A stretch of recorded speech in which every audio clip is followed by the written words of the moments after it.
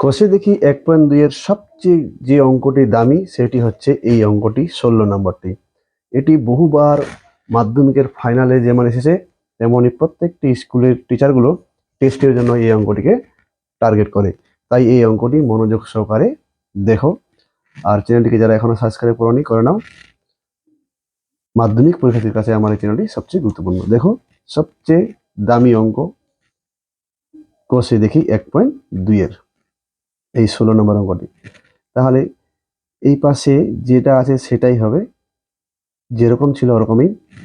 আর এই পাশে 1/x রয়েছে, সেটা প্লাস হয়ে আছে, সেটা এই পাশে নিয়ে আসবো, তাহলে 1/x হয়ে যাবে। আর এই পাশেগুলো যেরকম আছে ওরকমই। এখানে একটা প্রশ্ন হয়, তাহলে এই পাশের এক্সটাকে যেমন আমরা এই পাশে নিয়ে আসতে পারি, তাহলে এই পাশের এই বিগুলো এই পাশে নিয়ে যেতে পারি না কেন? কারণ এদের যে বাইটা আছে এটা একেবারে আছে বড়, আর এদের ছোট ছোট, মানে এটা ছুটানো আছে, এটা লাগানো আছে।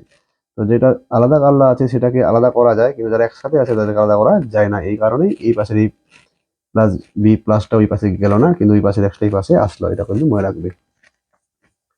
এবার দেখো লসাগু করবো।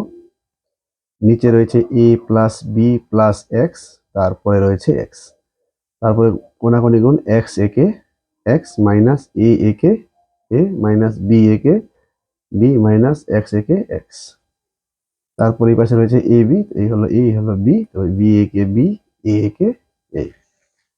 এবার এক্স এক্স আমি কেটে দিলাম, মাইনাস এ আর মাইনাসে প্লাস বি, তারপর দেখো এ আর x, a x plus b আর x, b x plus x x x square. বোঝা গেছে? এটা এই এক্স দিয়ে সবাই গুণ হয়ে গেল।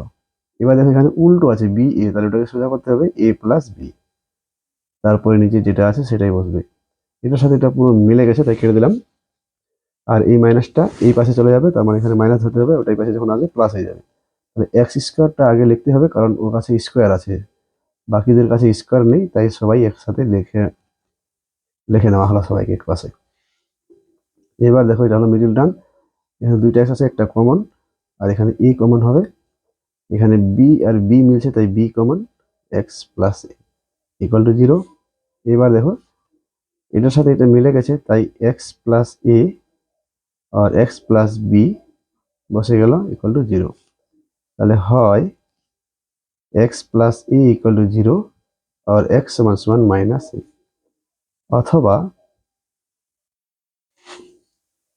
X plus B equal to 0 और एक्स समान समान माइनस बी। তাহলে নির্ণয় সমাধান X equal to minus A minus B. তো এই গুরুত্বপূর্ণ অঙ্কটি মাথায় যদি না ঢোকে তো অবশ্যই কমেন্ট করে জানাবেন, আর আমি প্র্যাকটিস দিয়ে দিচ্ছি একটা নিচে, না দেখে করার চেষ্টা করবে, কারণ এটি পরীক্ষায় থাকে, খুব ইম্পর্টেন্ট, বলতে গেলে একেবারে মারাত্মক ইম্পর্টেন্ট এই অঙ্কটি মাধ্যমিক পরীক্ষার্থীর জন্য। তাহলে আমি প্র্যাকটিস দিয়ে দিচ্ছি, এটা করে দেখাবে, করে আমাকে কমেন্ট করে জানাবে যে কেমন লাগলো। ধন্যবাদ।